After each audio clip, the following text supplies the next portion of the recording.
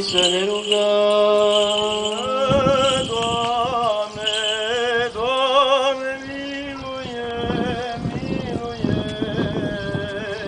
Dumnezeul Duhurilor și a tot trupul care călcat moartea și pe diavol ai surpat și de viața dumitale. Însuți, Doamne, dihnește și sufletele adormiților robilor Tăi ce s-au pomenit eroi neamului nostru.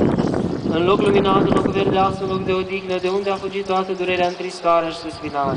Vreau să mulțumesc Părintele Sebastian. Vreau să mulțumesc dumneavoastră pentru prezența de astăzi la această sfințire și dacă doriți să mergem la crucea aviatorilor în capătul satului aici, lângă domnul Bucă, să officiem și o slujbă de pomenire în cinstea eroilor din primul război mondial, în 1916. Vă mulțumesc și un Hristos înălțat. Dumnezeu să vă dea sănătate. Vreau să vă invit pe doamna președintă a veteranului de război de Răcăciun, doamna Ochiu, să vă citeze ceva dintr-un material care l-a pregătit. Morții în timpul războiului.